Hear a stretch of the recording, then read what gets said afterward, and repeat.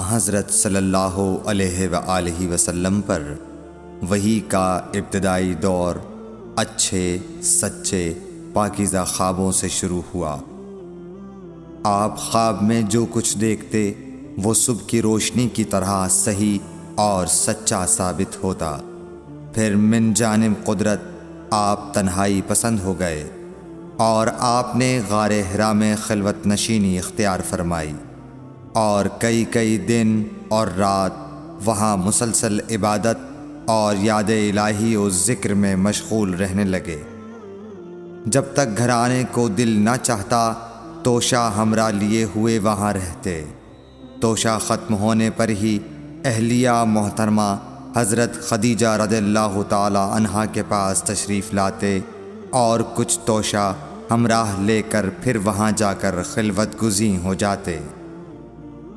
یہی طریقہ جاری رہا یہاں تک کہ آپ پر حق منکشف ہو گیا اور آپ غار حرا ہی میں قیام پذیر تھے کہ اچانک حضرت جبرائیل علیہ السلام آپ کے پاس حاضر ہوئے اور کہنے لگے کہ اے محمد پڑھو۔ آپ فرماتے ہیں کہ میں نے کہا کہ میں پڑھنا نہیں جانتا۔ آپ صلی اللہ علیہ وسلم فرماتے ہیں کہ فرشتے نے مجھے پکڑ کر اتنے زور سے بھینچا کہ میری طاقت جواب دے گئی۔ پھر مجھے چھوڑ کر کہا پڑھو۔ میں نے پھر وہی جواب دیا کہ میں پڑھا ہوا نہیں ہوں۔ اس فرشتے نے مجھ کو نہایت ہی زور سے بھینچا کہ مجھ کو سخت تکلیف محسوس ہوئی۔ پھر اس نے کہا کہ پڑھ۔ میں نے کہا میں پڑھا ہوا نہیں ہوں۔ فرشتے نے تیسری بار مجھ کو پکڑا اور تیسری مرتبہ پھر مجھ کو بھینچا۔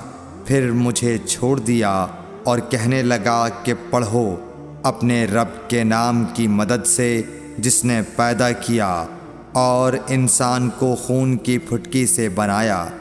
پڑھو اور آپ کا رب بہت ہی مہربانیاں کرنے والا ہے۔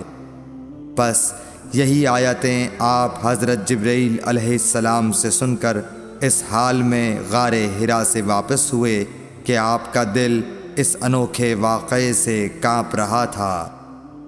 آپ حضرت خدیجہ کے ہاں تشریف لائے اور فرمایا کہ مجھے کمبل اوڑھا دو، مجھے کمبل اوڑھا دو۔ لوگوں نے آپ کو کمبل اوڑھا دیا۔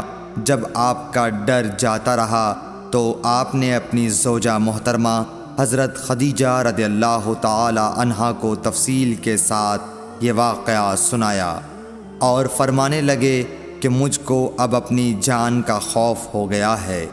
آپ کی اہلیہ محترمہ حضرت خدیجہ رضی اللہ تعالی عنہا نے آپ کی ڈھارس بندھائی اور کہا کہ آپ کا خیال صحیح نہیں ہے۔ اللہ کی قسم آپ کو اللہ کبھی رسوا نہیں کرے گا۔ آپ تو اخلاق فاضلہ کے مالک ہیں۔ آپ تو کنبہ پرور ہیں، بے کسوں کا بوجھ اپنے سر پر رکھتے ہیں، مفلسوں کے لیے آپ کماتے ہیں، مہمان نوازی میں آپ بے مثال ہیں اور مشکل وقت میں آپ امر حق کا ساتھ دیتے ہیں۔ ایسے اوصاف حسنہ والا انسان یوں بے وقت ذلت و خواری کی موت نہیں پا سکتا۔ پھر مزید تسلی کے لیے حضرت خدیجہ رضی اللہ تعالی عنہا آپ کو ورقہ بن نوفل کے پاس لے گئیں جو ان کے چچا زاد بھائی تھے اور زمانہ جاہلیت میں نصرانی مذہب اختیار کر چکے تھے اور عبرانی زبان کے کاتب تھے۔ چنانچہ انجیل کو بھی حسب منشائے خداوندی عبرانی زبان میں لکھا کرتے تھے۔ انجیل سریانی زبان میں نازل ہوئی تھی، پھر اس کا ترجمہ عبرانی زبان میں ہوا۔ ورقہ اسی کو لکھتے تھے۔ وہ بہت بوڑھے ہو گئے تھے، یہاں تک کہ ان کی بینائی بھی رخصت ہو چکی تھی۔ حضرت خدیجہ رضی اللہ تعالی عنہا نے ان کے سامنے آپ کے حالات بیان کیے اور کہا کہ اے چچا زاد بھائی، اپنے بھتیجے محمد صلی اللہ علیہ وسلم کی زبانی ذرا ان کی کیفیت سن لیجئے۔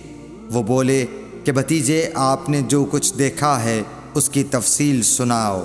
چنانچہ آپ صلی اللہ علیہ وآلہ وسلم نے از اول تا آخر پورا واقعہ سنایا، جسے سن کر ورقہ بے اختیار ہو کر بول اٹھے کہ یہ تو وہی ناموس معزز رازدان فرشتہ ہے جسے اللہ نے حضرت موسیٰ علیہ السلام پر وحی دے کر بھیجا تھا۔